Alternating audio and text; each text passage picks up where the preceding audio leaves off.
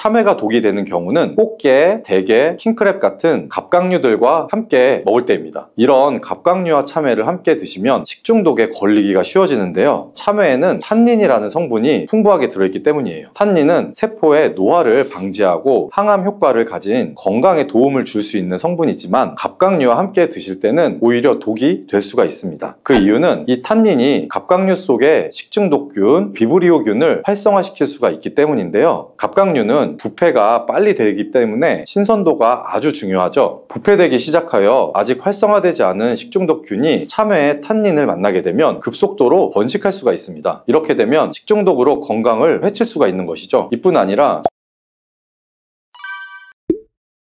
참외는 장수를 기원하는 과일로 여겨져 왔습니다. 동의보감에도 참외는 열을 내리고 황달과 이뇨작용에 뛰어난 효능이 있는 것으로 기록되어 있습니다. 하지만 이런 참외도 잘못 드시면 오히려 건강을 해치는 독이 될 수도 있다는 사실 알고 계신가요? 영상을 통해 참외가 독이 되는 경우와 참외의 효능에는 어떤 것이 있는지, 그리고 참외는 어떻게 무엇과 드시는 것이 우리 몸을 건강하게 하는 보약이 되는지 참외에 대한 모든 것 알려드릴게요. 여름의 대표적인 과일 중 하나가 참외죠. 하지만 요즘은 하우스 재배가 많아지면서 이른 봄부터도 참외를 즐길 수가 있죠. 계절 과일의 경계가 모호해지고 있는 시대죠. 그래도 제철 과일을 먹어야 하는 이유가 있습니다. 참외는 6월에 수확한 것을 먹는 것이 가장 좋다고 합니다. 왜냐하면 6월에 수확한 것이 영양 성분 함량이 높고 품질이 좋다는 연구 결과가 있기 때문인데요. 측정 결과 폴리페놀과 플라보노이드의 함량이 6월에 수확한 경우 가장 높았고 7월 이후에는 영양 성분의 함량이 급격히 감소했다고 합니다. 딱 지금 드셔야겠죠.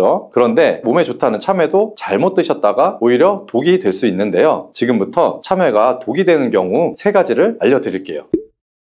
첫 번째는 참외 씨를 먹으면 안 된다는 이야기 많이 들어보셨죠? 사실 이 이야기는 반은 맞고 반은 틀린 말입니다. 참외 씨는 건강에 좋은 성분이 풍부하게 들어 있습니다. 참외 씨의 하얀 실이 뭉쳐진 부분인 태자에는 비타민 C가 많이 들어 있고요. 비타민 C는 대표적인 항산화 성분으로 면역 기능을 향상시키고 신진대사를 활성화하는 역할을 해주며 참외의 이뇨작용을 촉진해 주기도 합니다. 특히 태자에는 과육보다 엽산 함량이 매우 높은데요. 엽산은 임산부가 꼭 챙겨 먹어야 하는 영양제로 잘 알려져 있죠. 사실 엽산은 임산부뿐만 아니라 나이가 들어가는 50대 이후에 꼭 챙겨야 하는 필수 영양 성분입니다. 엽산은 세포의 성장과 DNA 유전자 합성, 특히 뇌의 신경 전달 물질인 노르아드레날린의 분비를 돕기 때문입니다. 이는 태아의 뇌와 척추를 형성하는데 매우 중요한 작용이고요. 엽산이 부족하면 어지럼증, 현기증 등의 증상이 심해지고 방치하면 우울증의 원인이 될 수도 있습니다. 이런 엽산은 부족해도 문제지만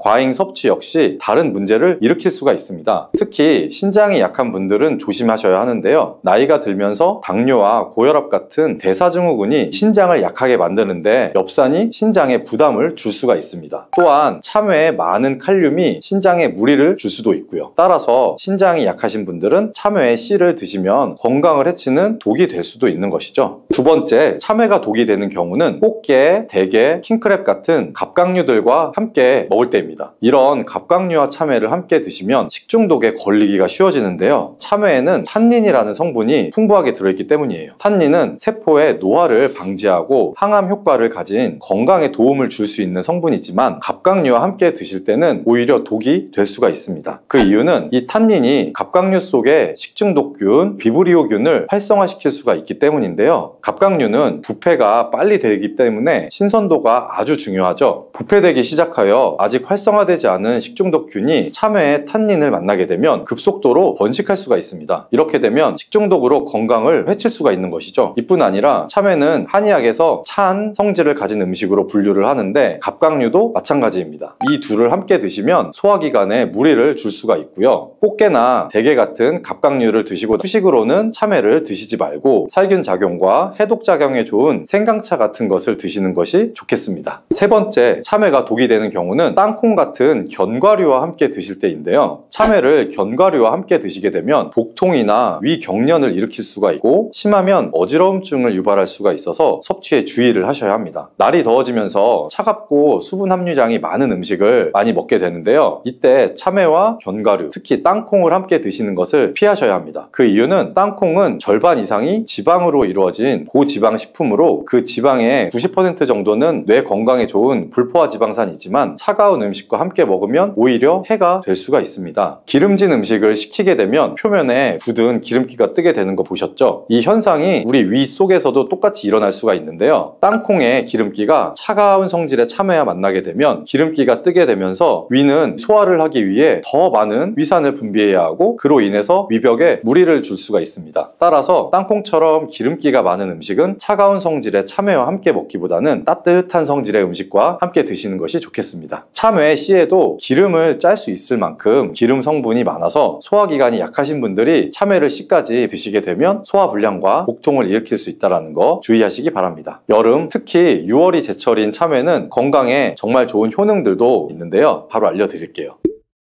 첫 번째는 혈관을 건강하게 하는 효능이 있습니다. 참외에는 플라보노이드라는 성분이 풍부하여 혈관 내 콜레스테롤의 수치를 낮추고 혈액순환을 원활하게 도와줍니다. 이런 효능은 고혈압, 동맥경화와 같은 혈관 질환을 예방하는 데 아주 효과적이죠. 또한 참외의 가바라는 성분은 혈압을 낮추고 혈전이 생성되는 것을 막아주는 효과를 가지고 있습니다. 두 번째 참외의 효능은 피부 미용에 탁월하다는 것입니다. 참외에는 피부 미용에 좋은 비타민C가 풍부하게 함유되어 있어 피부를 보호하고 환하게 해주며 주근깨 제거 등 깨끗한 피부를 유지하는 데 탁월한 효능을 나타냅니다. 또 참외에 함유된 플라보노이드와 비타민 등의 항산화 성분이 활성산소를 제거해서 피부 노화를 방지하고 주름 개선에도 효과적이라는 거 기억하시면 좋고요. 세 번째 참외의 효과는 몸의 면역력을 강화시켜주는 것입니다. 베타카로틴, 엽산, 칼륨, 철분, 아연, 비타민의 성분들이 풍부하게 들어있어서 신체의 면역 체계를 개선하는 데 도움을 줍니다. 특히 참외에 함유된 베타카로틴은 체내에서 비타민 A로 변환이 돼서 면역 체계를 높이는 데 도움이 되며 참외의 껍질에는 과육보다 면역 성분과 생리활성 물질이 5배 정도 많다고 하네요. 네 번째 참외의 효과는 간 건강에 도움을 주는 것입니다. 쿠쿠르비타신이라는 성분이 풍부하게 함유되어 있는데요. 이 성분은 해독작용이 뛰어나서 간 기능을 강화해주고 간에 무리가 되어 황달 같은 질환이 오거나 했을 때 증상을 완화시켜 줄 수가 있습니다. 풍부한 비타민은 몸의 피로회복에 도움을 주고 베타카로틴과의 상승작용으로 세포 손상을 방지하고 간 기능 강화에 도움을 준답니다. 다섯 번째 참외의 효과는 장을 건강하게 하는 것입니다. 참외의 풍부한 식이섬유는 장의 운동을 촉진시켜주고 배변 활동을 도와서 장 내 노폐물을 배출시켜줄 수도 있고요. 변비도 예방해줄 수가 있습니다. 풍부한 식이섬유는 포만감을 유지해 주어서 다이어트에도 도움을 주어 다이어트 식품으로도 요즘 주목되고 있죠. 여섯 번째 참외의 효과는 항암 효과입니다. 쿠쿠르비타신이라는 성분이 풍부하다고 말씀드렸는데요. 이 성분은 참외가 해충으로부터 자신을 보호하기 위해서 생성하는 성분으로 암세포를 억제하는 효능이 연구 결과 밝혀지고 있습니다. 특히 유방암과 간암 예방에 효과가 있는 것으로 나타났습니다. 일곱 번째 참외 효과는 임산부의 건강에 도움을 주는 것인데요. 참외에 풍부한 엽산은 태아의 신경계 발달에 중요한 역할을 하죠. 임신 초기 태아의 신경관 결손을 예방하는 데 도움을 줄 수가 있습니다. 비타민C는 철분 흡수를 도와서 임신 중에 빈혈을 예방하는 데 효과적이며 임산부의 면역력을 강화하는 데도 도움이 됩니다. 그렇다면 참외는 어떻게 먹어야 우리 몸에 보약이 될까요?